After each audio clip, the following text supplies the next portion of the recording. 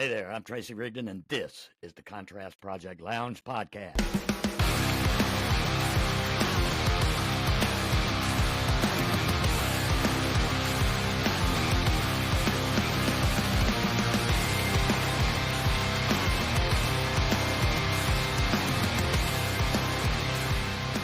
Often random, but always relevant, always real, and practically nothing is off limits.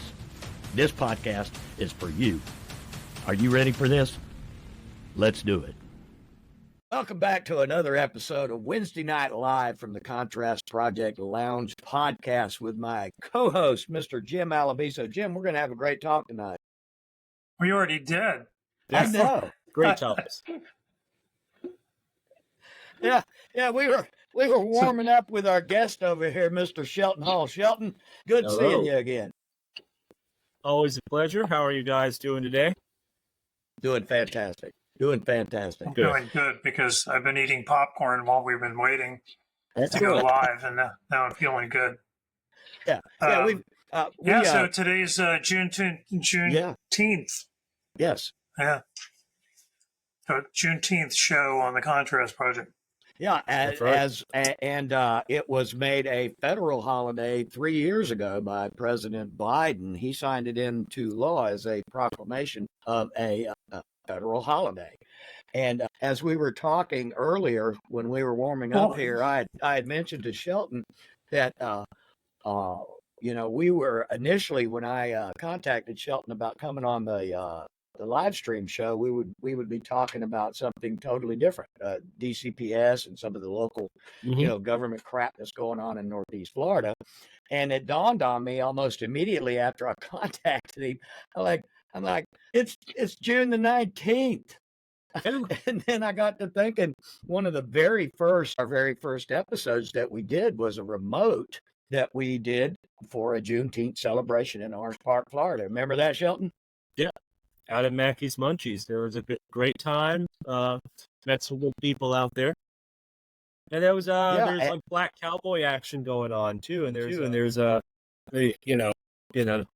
black cowboy. I'm not talking about when the preachers in Atlanta put the chaps on after hours. I don't know anything about that. I'm talking about actual cowboy. They were definitely well. That would make them trail riders, wouldn't it? Right. And it's like, and they can't. And the best part is, they can't sue me because they know what would happen if they sued me. I would subpoena them. There's a whole thing to it. You'd be spilling the tea.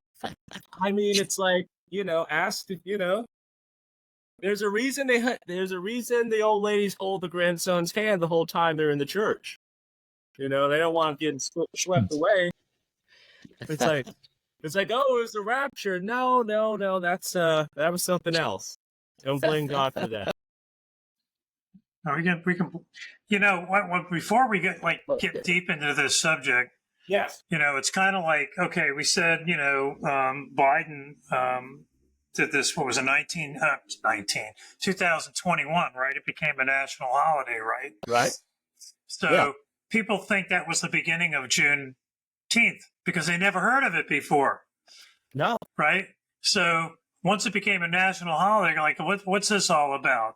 What are we doing? Why is this because it's like even other people I've talked to when I've talked about, the subject matter of this show tonight, it's like, Biden did this a couple of years ago. This was like, well, what prompted that? This is like something new. And it's not nothing new. So you might want to talk a little bit about the background. Sure. Well, guys. Well, there's over 50 years of history that get into it. I mean, it's difficult to, one reason a lot of people don't know today is Juneteenth is because the teaching of Juneteenth is banned in a lot of the country. But in part, thankfully, it's a summertime anyway. But basically, the Emancipation Proclamation was September 1862. September 1863. Sorry. Which didn't technically ban slavery. The Emancipation Proclamation basically said slavery is now banned in the Union for anybody who gives a shit what I think. And a lot of people did, but it didn't really apply to the South. It was April 1865. The war ended. Lincoln died shortly after. But that was like the Army of Northern Virginia, led by Robert E. Lee, which I always like to note that, if Robert E. Lee had been running the Confederacy and instead of just the military wing, the war would have been resolved with a whole lot less conflict, and there'd be a whole lot less of these like stupid statues everywhere. But basically, Lee resigned, and Lee went right up to Grant and formally surrendered. By that point, Jefferson Davis and a lot of the Confederates had already fled to Canada. Because they're, and that's true with secessionists in general. They're ultimately cowards. Digression, but January 6, 2021, if Trump had gone to the Capitol and led it himself, he would have had the coup. The only reason it failed was because Trump himself chickened out at the end. But that's neither here nor there. April 1865 is when Grant surrendered, but the Mississippi Army, basically the Western version of the Confederate Army, they did not formally did not formally surrender until June 2nd. They were the last holdouts. And from there, it took about 17 days for, I believe, Colonel George Granger, either colonel or major, and a detachment of Union troops to arrive in Texas. Can I remember where in Texas? I want to say Galveston, but it was not Galveston. It was, it was Galveston. It was Galveston? Okay, there you go. Even when I'm wrong, I'm right. Thank you. So June 19th, 17 days later, they march in to formally declare that, war's over, slavery's over. So June 19th doesn't commemorate the end of slavery so much as it commemorates it becoming like universal around the country. And then, because it was actually the actual ratification didn't come until the end of the year, right? Yeah, I believe so. And it was sort of detached. And I mean, slavery, obviously things persist going forward. And people it became kind of a holiday or celebrated really not too long afterwards. Particularly in Texas, some of the Geechee Gullah community practice it. And what, like with kind of like something like Kwanzaa or something, Black folks that kind of put their culture together. At the time of 1865, Black folks didn't really have any culture at all. Or, I mean, within as far as what they were allowed to practice. They were actively discouraged from reading. One of the things they did during the slave trade, a common tactic, was to break up families, to split families apart, to split up tribal groups and things like that. Once they realized the Africans spoke different languages, it's like, here's another way to fight them. And so over time, there's been a growing upswell to make Juneteenth a federal holiday. Obama didn't do it. There was times for doing it. There was Hillary probably would have done it, but America didn't want Hillary, and Trump came in. Thankfully, Trump lost, so now we have it as a federal holiday. But if Trump loses, it'll be removed as a federal holiday. So, let's celebrate Juneteenth and enjoy it, because it might be the last one. Yeah, and like Jim was saying earlier, do you guys find it ironic that I'm sorry, did you guys find it ironic that we're celebrating Columbus Day and Juneteenth as national holidays? Yeah, I mean, Columbus, it's one of those things like, Indigenous Peoples Day. We're kind of, we're working through that history. I can see where for patriotic Americans and things like that, like that's something you have to really commemorate. Right. Shelton, though, if we're tearing down statues now. Sure. I mean, it's like... Maybe we should be tearing down the Christopher Columbus thing and just celebrate this discovery of the land and call it Discovery Day. I agree with that. I mean, he was, like I'll tell you as a kid, it wasn't until really my 20s, it wasn't until the internet that I really began to recognize, what a scumbag Christopher Columbus was. I didn't know about the murders and the brutality and all those conquistadors, fucking, Tagama and, all.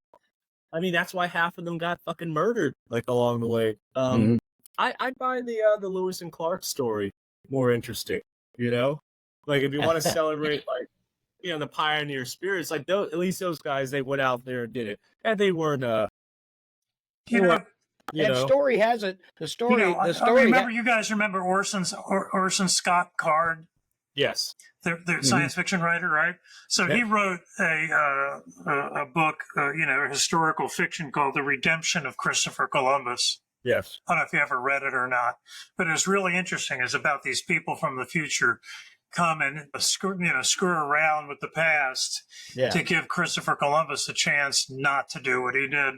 It's really interesting. Anyway, I suggest anybody that would like to see that history rewritten, what that would be like, because it was really great. Like I was going to say too, the story goes that one of the lead persons on the Lewis and Clark expedition, one of their trackers or trail leads was a black man, and that's never even, nobody ever talks about that.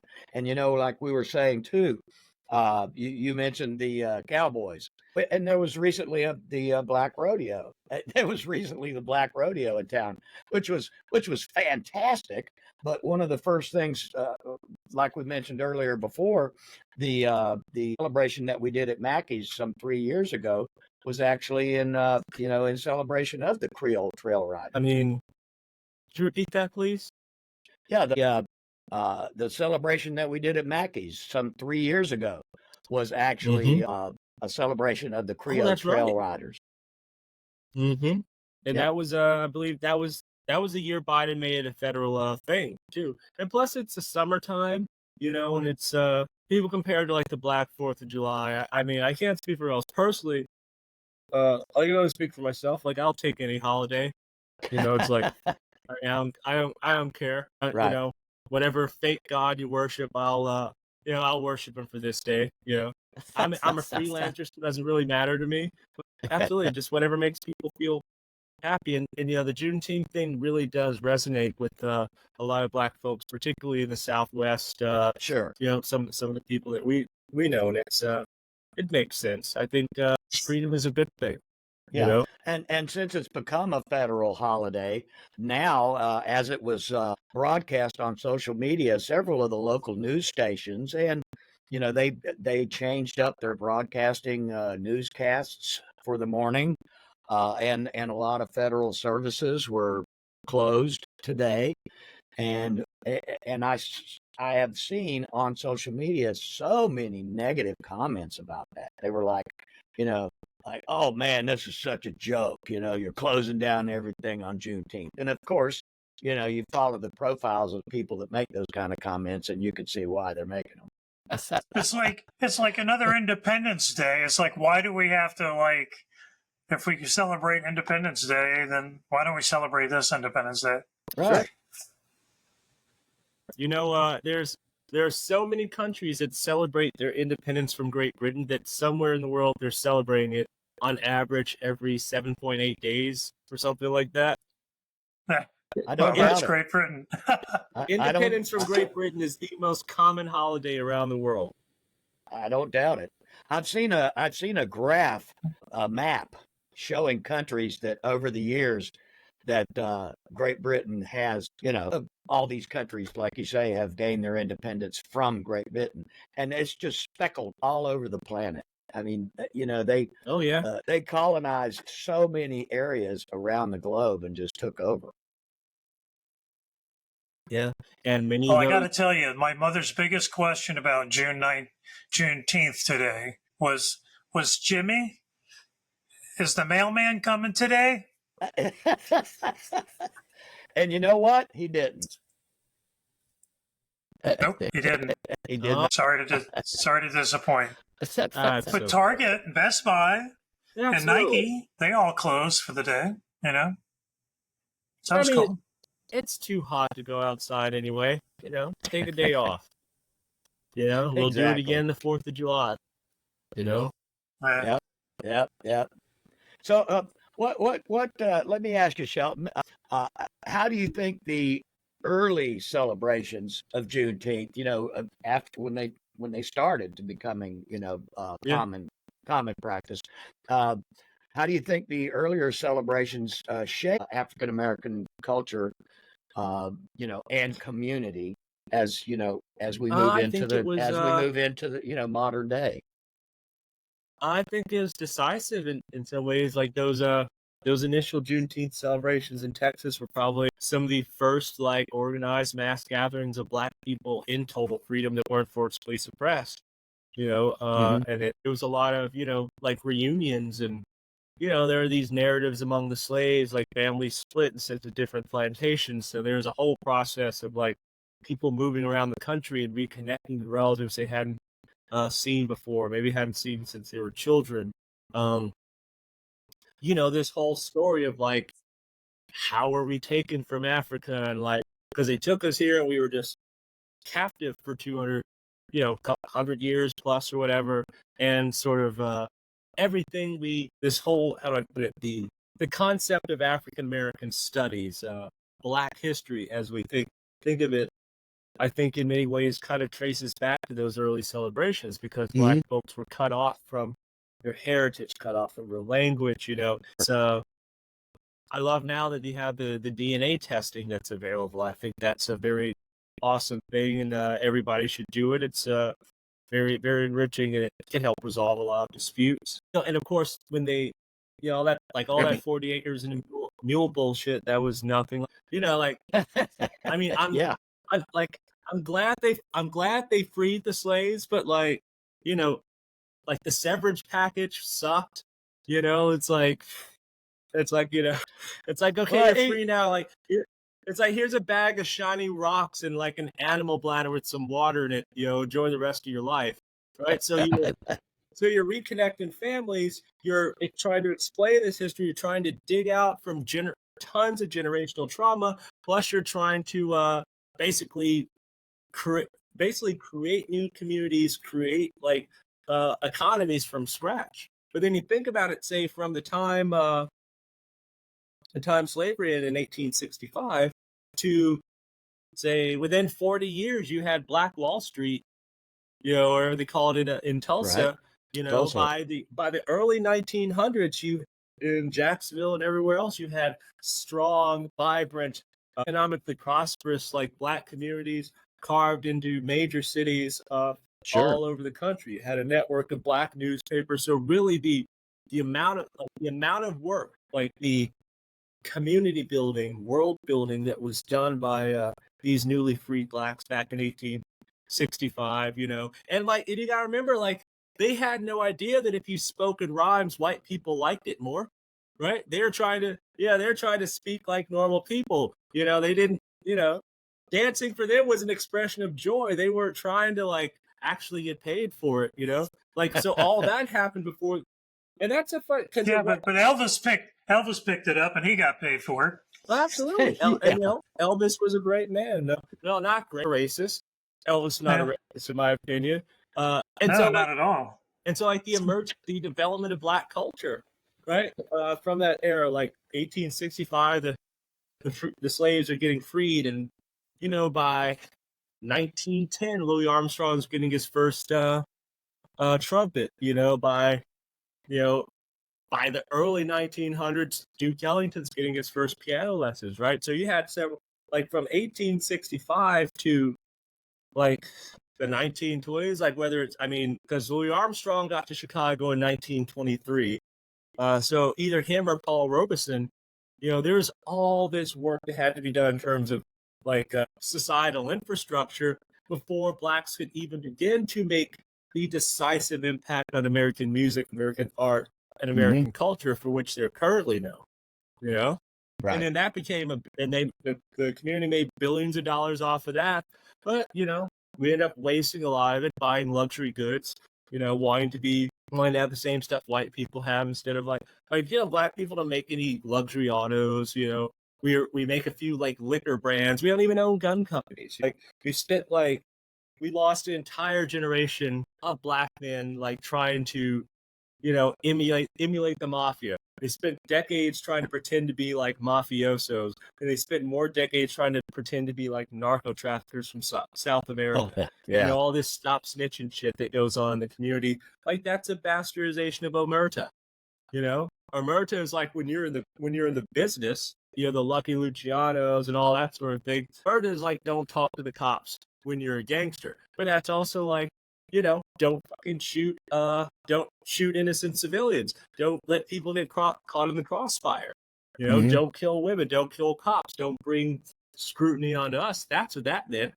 But stop snitching. That doesn't mean like you run by and you do a drive-by in a house because you don't have the guts to go to a face-by-face, and then somebody's little kid gets killed in the crossfire. They're not supposed to snitch. They're not supposed to testify. That's insane. Yeah. So I mean, the culture is great. It's like Charles Mingus said many years ago. He said, we still have slavery in America, but the chains are made of gold. Chasing this affluence, chasing this desire to be whatever. It's like there's 100,000 people. There's 100,000 kids in America under the age of 10 that are homeless. We got 2 billion people in the world that have to walk like miles to get clean water. Sure. And we got people bitching over like whose diamonds are bigger, who's banged the most strippers, who can like flash enough cash out there. It's like,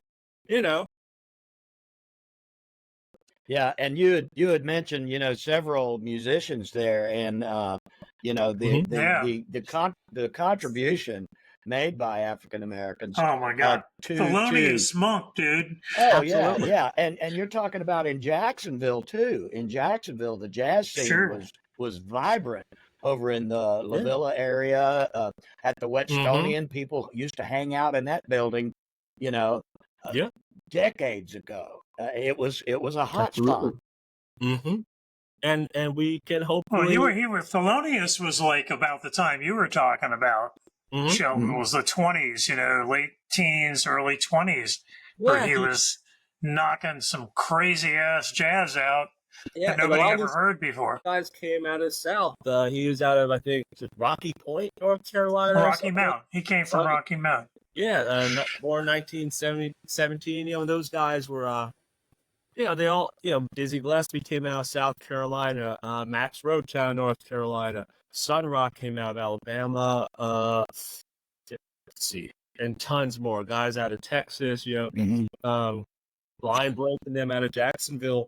One thing they did was they were junior members of bands of a big band. So say for example like Dizzy Gillespie and Art Blakey both playing in the Billy and Charlie Parker all playing in the Billy Eckstine band. Right, Lawrence Walden does a great Billy Eckstine show. So they play the ballrooms till 1 a.m., 2 a.m. or whatever, and then the big band would break up, and then the musicians would go to the clubs: Mittens Playhouse, Monroe's Uptown House, Three Deuces, the Onyx, stuff like that, and they would just basically drink and party and jam. Like they were, working through these chord progressions and changes. It's sort of like. It was the transition from big band swing music to bebop was kind of like the transition to abstract art, kind of sort of, like when you look at Picasso as the figures become less regimented and like a little more wavy, and it's like, so you get like, because Picasso was doing straight portraits at first, then he begins doing more of the abstract stuff, and then like, not like a decade or two, you've got Salvador Dali, you've got the surrealism of Dali and the abstract art of Jackson Pollock of like, let's not even mess with traditional forms, let's not even have straight lines, like there's a new way of expression around it. And that's kind of what happened with bebop. Another factor was World War II happened. World War II happened, which drew a lot of musicians into the service, which then created spots that were opened up for the junior musicians to kind of advance. Similar to maybe what happened with Major League Baseball in that era. And the production of vinyl was regimented because of wartime rationing. So they weren't making from like 1942 to 45, they just weren't really issuing new records, particularly jazz records, unless they were the B-discs, B-discs were recorded by groups specifically for distribution among American soldiers. And then another factor was the American Federation of Musicians went on strike for a couple of years. So like recording was actually prohibited and stuff. And this is back in the era, like, I don't know how they do it in New York now, but back in the day, like you had to have a cabaret card. Like everyone needed like a license to perform in the clubs and stuff. And that was and so basically from 42 to 45, there was like say whatever the state of popular music in America was the day before Pearl Harbor, that's pretty much where it fixated at aesthetically and creatively, as far as the general public knew, until say late 45 when the troops are coming back from war, like that summer and stuff. But the whole time innovations were happening, right? So by the time the stuff December 26, 1945, and Charlie Parker recorded for Savoy, he was 25 years old at the time. It was his first recording. What year was that? 1945. That was right after Jelly Roll. Yeah, for Savoy.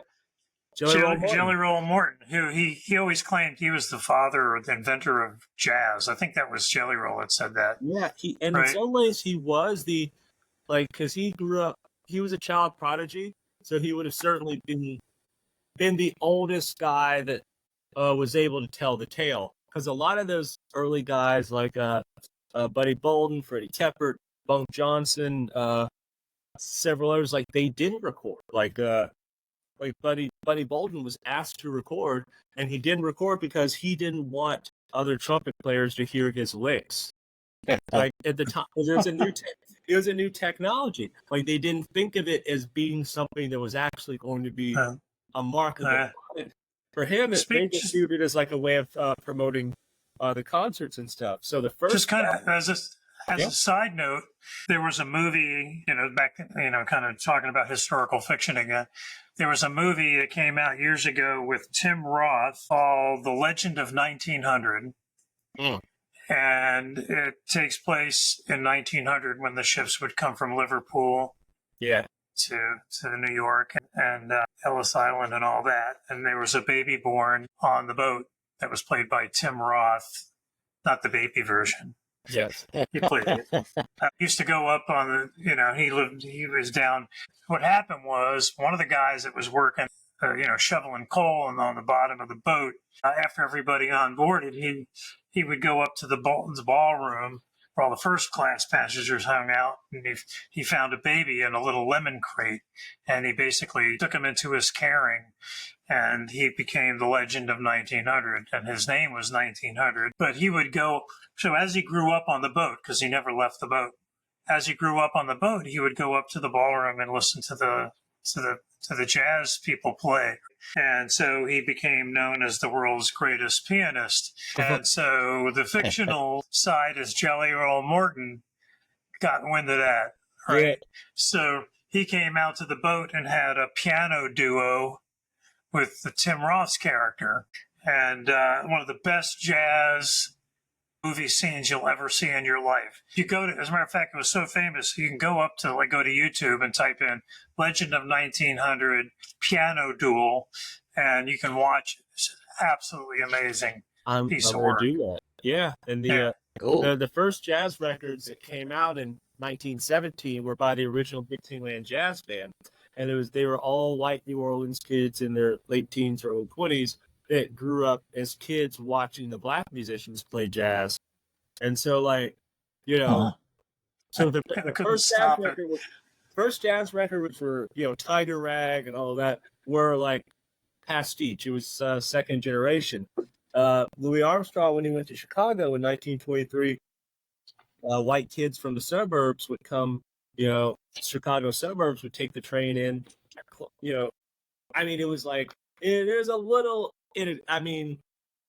like Chicago, my experience, Chicago never really gave a fuck about race. It's like the Irish and Italians were too busy killing each other to notice the black people. Like for in that era of the no, not you. You did nothing. You were completely innocent.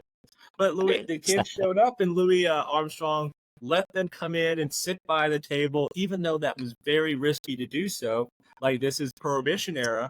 Like, if the place had gotten raided, and there was a bunch of like white kids in there with Louis Armstrong, we might not have heard anything about him. But it was a very fateful decision, because one of the kids on the bus was named Gene Krupa, who ended up being the drummer for the Benny Goodman Band, which was and him and when Benny Goodman and Gene Krupa set up their trio, and then they added Teddy Wilson on piano, then later Lionel Hampton on vibraphone. That was the first integrated jazz group and integrated music group of any type in American history, and it doesn't happen unless Louis Armstrong has those kids sit in with him 13 years earlier. And then somebody had to be brave. Yeah. See, now that's like we were talking about social media and courage, but back then, that's the real courage right there, right? Oh, yeah. To go up there and mix it up when it wasn't cool. Yeah. You know this thing about, I just got to mention, because Tracy keeps putting that little Riverside little thing on the bottom of the screen, because that's the software that we're using. Absolutely. Right. And not that I'm not plugging anything, but the thing is that Jim, that's me, and Shelton, we're both broadcasting from Riverside. Yep. And Thelonious Monk's last record deal was on Riverside Records. Yeah. So there's just the universe has this Riverside thing coming at me, and it means absolutely nothing, but I had to say something anyway. Sorry to interrupt, Shelton. Oh, no. Tell us something more important. Yeah. Well, there's a, sorry. Well, fast forward to 1945, that Charlie Parker session, right? So it's like most of the general jazz audience, like, and at that point, a swing, prior to 1945, all the jazz was like, big band stuff, maybe a little bit of like trio here and there. Like this is sort of, like Benny Goodman would like do the trio segment of the concert, like with the way Milton Berle would like do the drag segment, right? Like it's a novelty, right? But then by the time that still goes today. I mean, a lot of musicians doing that today. They do their band stuff, and then they do their little jazz. John Mayer did that. He did like the jazz trio, So there's a lot of that. Who is that guy? Oh, that looks like Mr. Reese. Fellas, hey, what's going on? Where are you? Are you in some alley somewhere? It's so dark. Yes, I've been kidnapped by the Africans of Juneteenth. I have been kidnapped. No, so I just got done. I was a judge for this big, for the First Black Expo Festival, and they said it was going to be an hour and a half. As happens with most Black church people, they forget time. And that's terrible. So I just get to my car. I see. So I had to run. I was like, look, I've been trying to get on for about 6-7 minutes. Please forgive me. Hey, audience, everybody who's here, Shelton Hall, Jim Alabiso, Tracy, Rigdon, three of the best people on the planet. What's going on, y'all? Doing fantastic. We're having fun. We're actually talking like this little bit of the segment. We're talking about the history of music and jazz, as we picked up black jazz music and mashed it up and turned it into something. And you mentioned earlier, Shelton, about we were talking about jazz and big band and doing the trios and stuff. It's like that's still going on. Everybody's a lot of musicians, even Sting's doing it, and a lot of people are doing it these days. And it's great because then you get to hear them play their instrument instead of their pop song. So that's good. That's good. So Trace, what did you? Go ahead. I'm sorry, Reese. What did you do for the holiday? I did absolutely nothing. No, that's not the truth. I wrote a lot. I did some writing, prepared some speeches, and worked on my book. And then I had to get ready and come to this event tonight. Sounds like a busy day. It's a full day. I mean, it was good. It was low key. Wasn't stressful. But I stayed busy. I tried to stay busy. Oh yeah. And I'm doing this. You see what I'm doing here? I'm trying to be like Reese. He's dark. He's gonna dark out the screen there. Yeah. Just keep smiling. Just keep smiling so we can see that. Right. See that in the dark. Hey, I got to show you guys something really quick. Oh yeah, I got to show you guys something really quick. I know what Jim's fixing to do. Yeah. Because I gave Tracy some shit. Audience, excuse my shitty language. So when he first did the first banner for advertising this episode, he did this, and my first reaction was white dudes on the left, black dudes on the right. So he says, because what did he say? He said, Oh, he God. asked me what I thought about it. Yeah. So I said, well, that's the first thing I noticed. Oh, wow. And I was just shitting with him, right? So he Right. comes back with this revision here, right? So I was like, oh, okay, that's more like it. We're kind of mixing it up a little bit, right? So, but in the end, the most important thing was this. Yeah, when I saw that, I absolutely loved it. That was a little bit of fun we had when we were putting together this I know. this show. It was like, oh, yeah. Anyway, So actually, there's quite a few Juneteenth celebrations that are going on throughout, not just today, but going on, up into this weekend. And there were some across the country that were held the weekend past. So what kind of celebrations are you going to, Reese, locally in Jacksonville? Plans. The rest of my week is kind of booked. I will be at the Florida Black Excellence Expo at the Everbank Stadium or whatever it's called now. I can't remember. Right. Right. one of them. So yeah, right. It's like the football, the damn football field, whatever we call it. I don't know. That's a whole nother show. That's another show. It's like, what? Wait a minute. Okay. We'll get Nate and Shelton on that show. Like the Stadium of the Future. That's where I'll be Sunday. The Stadium of the Future. There you go. So I'll be. So when you jumped in, Reese, we were talking about music, and I mean, a lot of people know this, but people that don't know you also know that you're quite a musical guy. I try to be. So that was a lot of fun tonight. Speaking of music, it was the vocal competition. It was set up like The View, and I was one of the 3 judges, and that was hard. But yes, I'm a musician. I've been singing all my life. Trying to make a turn into the country music, and back into jazz and classical, just kind of getting out of the whole, kind of abandoned the gospel scene to go back into more formal singing. I've been getting a lot more classical opportunities, and I'm going to. Are you going secular? Are you going secular on us? I'm not going to hell, oh Lord Jesus! Oh my God! Can you turn his camera off? I know, right? So, well, wait a minute, because yeah. So I'm, the obvious question was going to be how did black music influence your career as a musician, Reese? Well, I know, right? How did black music influence me? It started with Bobby Caldwell. Right, exactly. Well, no, I think mine started with Kim Marie. I'm talking Travis to you, baby. Yes. No, wait. It goes back even further. Bob Skaggs. I'm sorry. Yeah. Yeah. Well, black music has, of course, always been a part of my life, always been a part of my story. I grew up in the church, a little small black church on 24th and Moncrief, which is still standing, and just grew from there. But I decided there has to be more than this. There's got to be more than this to music. And my grandfather exposed me, my paternal grandfather exposed me to jazz music as a 7-year-old kid. He dropped the needle on a Nancy Wilson record, and my life was changed forever. I just wanted to get became really involved in jazz music, and then I heard someone who's black people do classical music for the first time, which you don't get here in the South much. And I was like, yeah. So I became a jazz sax player at Douglas Anderson School of the Arts and decided to move into classical vocals and studied at Opera College. Well, there you go. Nice. I have a question. Yeah. I was just going to ask, if you come from the church, we got this great tradition of especially drummers in the black church and Jacksonville and everywhere. Tell me a little bit about the, how do I put it?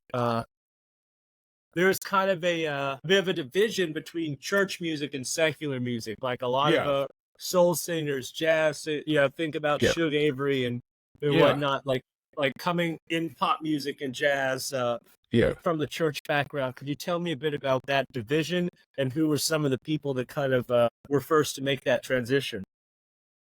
Well, that's always been, and it continues to be, a debate. It continues to be the thing that we see happening. A lot of black musicians here in Jacksonville all play club gigs. And unfortunately, their Sunday mornings have now become club gigs in the church the club we call church. So they will go, and that's still happening. Somebody will have to play at a 9 o'clock service and then leave that service and run over to another church to play.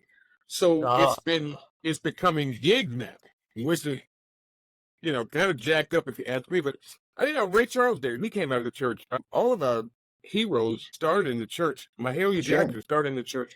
Aretha Franklin started in church. Al Green started in the church. They found that, I believe, they found that ministry was not confined to the four walls where they heard a preacher and they took up offering. Offering may have happened in those situations at the front door when you paid your fare to get inside the church to hear these musicians. So it's still happening today. I do it. I've done it for years. I did it when it wasn't popular. I started doing it in the late 80s, early 90s, and I was condemned to hell because I was singing in the club, because I was singing music that wasn't church music in my family, traditional family. You know better, and you know that God's not, God gave you that gift. Yes, He gave it to me to take it to people who needed it like they need Him, and not leave it inside the church. Did you do some Bobby Caldwell? I did. I guess you wonder where I've been. Yeah, I love it. And What You Can't Do for Love. Do you see this record here? I love it. You see this record? You see this record I got up here? So this is the heart-shaped version. I actually had this. How about that? I have this. I had this, and it was. I didn't play it much. I played the regular shape one because it was just too valuable. And then I gave it to Mal Jones. Wow. I think. Wow. Yeah, I gave it to Mal Jones because it just sat in a box. And I don't have a record player anymore. But he was another one of those folks that were kind of like, I had no idea he was a white guy. So, and that's what I'm giving. That's exactly what I'm giving the thing. So, please forgive me, everybody. I just found out. So all those years, I thought that Bobby Caldwell was black, and that song charted on black charts and still sits there. I don't think it resonated with white artists as it did with black artists. Shelton, am I wrong? Well, it resonated with me because I bought it. Go ahead, Shelton. Sorry. What I said, overall, that record, What You Won't Do for Love by Bobby Caldwell, I don't think that radiated or sat well with, not sat well, but I think it did better in black urban charts and black radio than it did on white charts ever. Because it's still, every wedding, everybody wants to hear that song. Every black wedding. Every black cookout in the backyard, And he's kind of ahead of his time with that market. I mean, I think the people that were putting out that record at the time for the white audiences were hoping to. I think he walked so Michael McDonald could run, in some ways. Gotcha. Yeah. Okay. That makes sense. Okay. That's I love good. that. That's good. I love that. Can you sing like Michael McDonald, Reese? You'll be there. That's great. Yeah, I love watching. I love watching on YouTube, like say for example, like black like there's a ton of YouTube videos of like black kids watching like the Larry Bird highlight reel for the first time. And there's a lot of kids that never knew the Bee Gees were white. And right. And they'll sit there watching that. It's kind of fun, They're not old enough. Yeah, I mean, and it's like people, but there's kids taking a sincere interest in other cultures. It's fun having fresh eyes. It's fun watching people Sure. react to things that have already made an impact on your life. Right. I love the old Bee Gees stuff because I still have in a box in the back room. I still got all the old Bee Gees pre-disco 45s. I've got to get a message to you and all that stuff. And then they went disco, which was kind of wild. And people that didn't know them beforehand in their mid 60s stuff, just Saturday Night Fever and all that bit, they had no idea who they were listening to. They were kind of like Billy Caldwell of disco. Right. Yeah. They were. I mean, they were great. Another singer who's years after he is, but But Peter Cetera was another one. Chicago, Excellent. He was an amazing singer. Yes. And just scratch foot thing. And black people took everything he did. He really resonated with the black audience. He was. And then his time with Chicago. Chicago was an amazing band. Mm-hmm. Well, everybody was influenced and was copying black music because it was so good and new and fresh to society. And you know what? And the way Black folks reacted to Bobby Caldwell in the music world, particularly Black women, and it's a totally different feel. That it was the same way with the American Dream, Dusty Rhodes. Black women, my grandma loved Dusty Rhodes, as much as she loved JFK and Jesus. Wow. Like that was her trinity. Jazz and Jesus. I love it. I love it. See, there you go, Reese. When you're thinking about going secular, think about jazz and Jesus. Yeah. That's not a bad title. That's not a bad record title. Jazz and Jesus. You can do some scat singing in there for Jesus too. Right, exactly. I would do that. Like that. Our differences don't have to divide us. Our differences can bring us together. And that's what that did, didn't it, It's an Shelton? opportunity to learn and grow. It's like That's right. And Here's funny. I'll say this. So we're talking about how our differences don't have to divide us. My mother is 74 years old. My mother's in her second year of Alzheimer's. She cried 5 months ago. We were sitting at her house, and What's Going On by Marvin Gaye came on. She said, all these years I've heard this song, and my family told me that if I listened to it, I was going to hell because it was a church song. My mother sat there in front of my brother, and she heaved and wept big tears. She said, why did you all keep me away from this? Because Marvin Gaye was ministering where the church would not go. That's right.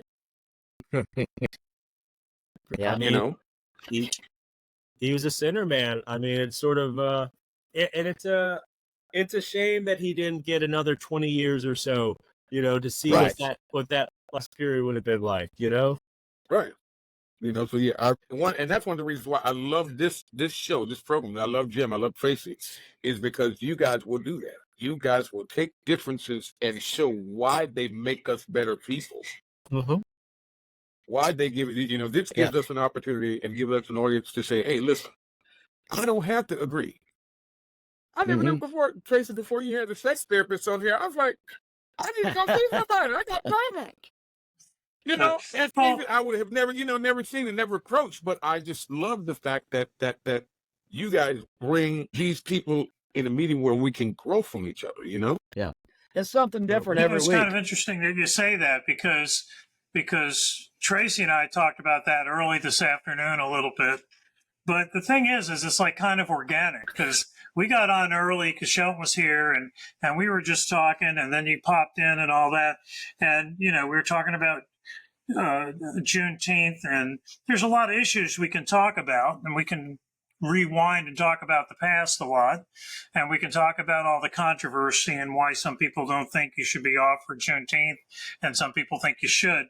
But in the end, organically, the conversation seems to go about how we learned from each other, which we didn't do that on purpose. That wasn't a scripted thing. That just came out of Shelton and you and Trace, and it's that's why I love doing this. I always like we say this at the end of every show, and it's not like, hey, at the end of every show, let's say it's like we always come away with a bigger heart from these things.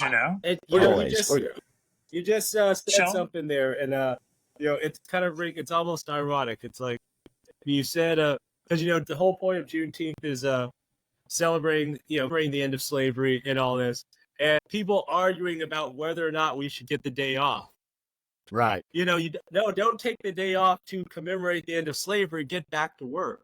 Right. It's almost like there's too many moving parts in that sentence. I know, right? Yeah. If I said that with a straight face, like I'd have blood coming out of my eyeballs. Like I don't know how to do it. So good. Because after all these years, right? Bickering over, like the bickering over like whether people should be working on Juneteenth or whether it could be taught at all. The whole point of the holiday is like getting out from under the thumb of like fucking, majority oppression. And we're still fighting over that now. Like you can't even, you can't teach it in a lot of places.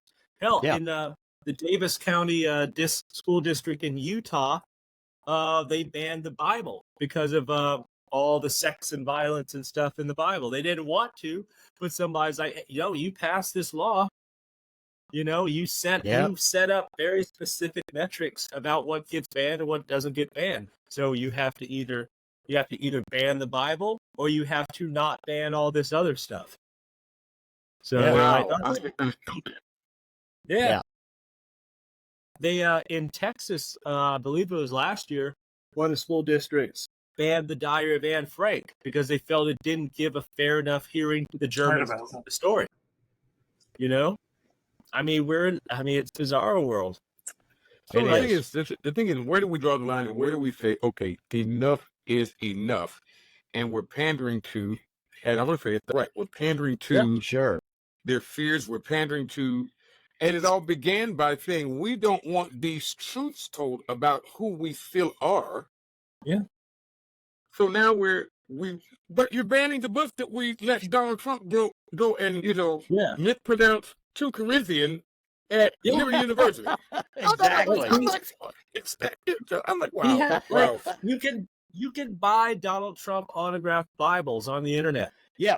You know, Are you kidding me? People were during the campaign in 2016. People were bringing him Bibles to sign. Yeah. You know, and now he sells his own like a Trump. It's like a Bible with Lee Greenwood lyrics in it. I think there's a road atlas in it.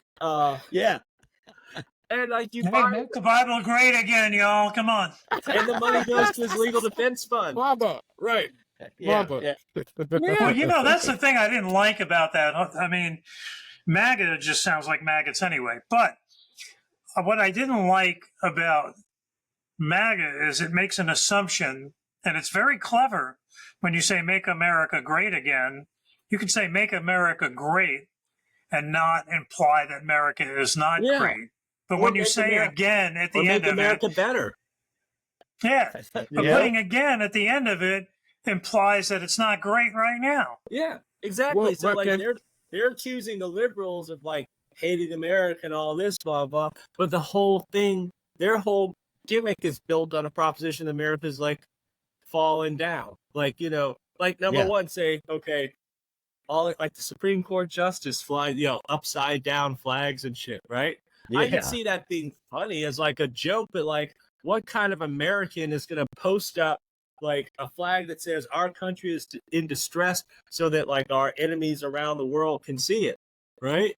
Right. Like why is the Supreme Court justice telling the Chinese that he thinks America's in danger? Is he looking for help? Is he looking for help from Russia? Is he looking for help from space aliens? Like who are these people that are trying to take the greatest country of all time and say that it sucks? Us on our side of the fence, we're just like, America's fine, but it's got its problems. We got to work on it. We got to make some things better. You know, they want to dial things back to win. You know, like, is there like how many is there any decade you can dial back to where one member of the Trump family wasn't under indictment for something, right? You go back to the 40s, the 30s, you know, they ran Trump's dad out of Germany for being too extreme. How does that happen? I thought there was no such thing. It's like the guy that got kicked out of Guns N' Roses for doing too much drugs. How does that happen? I thought that was the whole point of it. But then my question, Shelton, is, and here's the flip side, because this is what I hear. Well, I hear this, and I'm sure you do. At what point, at what decade are we saying America was great at all? Exactly. It's a provocation. So how do we say that? Make America great again? Well, wait, at what point was it great? Let's go back. Do you mean the 20s? Do you mean Prohibition era? Do you mean the 60s, where y'all were beating the police out of black people because of what they looked like, and saying whatever they got they deserved because of what they looked like? At what point was America great? Right. Yeah, you'll go back to a decade where, like, one of these decades where we like caught up in war, and like people were overseas fighting and dying, and every war, and every war we've had since World War II. Well, it's debatable. And pretty much every war America's had in our lifetimes was with whoever our allies were in the previous war, right? So now we've established a pattern. Every time we go to war, everybody that joins up with us, they know that we're coming for them next, So watch out. That's right. Absolutely. Yep. No. Well, and guys, that being us, Yeah, guys, we're coming up on an hour right now, and let's right. let's get some final thoughts from you guys. Reese, you got some final thoughts for us? Listen, people are people are people are people of peoples. That's the bottom line. We That's don't have fact. to agree, but that does not um um allow us the freedom to not love them where they are. I may not agree with your agenda. I may not agree with your politics. My obligation is to love you first, That's right. and I believe that. Well said. Well said. Shelton? Shelton? You know, and thank goodness those people that Reese loves, because a lot of those people Reese loves, I wouldn't piss on if they were at fire. So you better be nice to Reese. I'm not helping you for shit, but really, like my friend George, I love you, brother. That's why I love you, brother. I love it. like George And there you always have says, the future lasts a long time, and it's been, always a challenge. Always, we're losing. Always people being lost. Always things like on the chopping block, but the battle goes on. We are Americans. We will not quit. We won't surrender. We'll keep going to the last man, like old Churchill said. and you gotta, especially the political stuff. If this is an election year, like, you gotta enjoy it. Don't let the stress. There's enough stress, enough drama, enough trauma, enough sadness, enough pain that's already coming in naturally. And that isn't even, and football season hasn't even started yet. So take care of yourself. Do whatever it takes to feel good, to make your families feel good. Preserve your strength mentally and emotionally and physically, because there are many people out there that have nobody to stick up for them, and they need they need as much compassion and support as possible. It's our job. This is why God made us handsome, to be there to help stick up for the people that are handsome and smart. I'm not just speaking for myself, though I am speaking for myself, but for everybody watching. The whole point of power, or of any type, is to take that power and to leverage in support and defense of people that don't have anybody to stand up for themselves. And there's more people like that every day. So America needs to stop arguing about America and get back to saving the world, because that's what God made us for. There you go. I love it. Jim? Right. I'm going to kind of go back to what Reese said and Shelton countered, about our responsibility to love each other. It's easy words to say, but it's really hard work, and you really got to do the work. It's hard to love somebody that you hate. Yeah. Or disagree with. It is. And you can love and hate somebody at the same time, right? Yeah. But and that's why I really enjoyed this episode with you guys, is because we really didn't spend too much time on why we don't like the human race, doesn't like each other, or like the politics. As we really ended up talking about, quite organically, as I mentioned before, about I'm so in love with this. I'm so in love with this. Oh, hail Hillary! That was great. Anyway, it's like what we can do together, and as one people, no matter who we are, how we identify, and all that bit. And so that's kind of like, I'm glad that's where this show went. So thanks, both of you guys, all of you guys, for being here. Absolutely. It's been a pleasure having everybody on tonight. Thank you guys so much. Your insights are valuable, Shelton. Thank you. Yeah. I appreciate the validation. Well, you got it. How much do you want for your Hillary doll? It's depending on what you're going to do.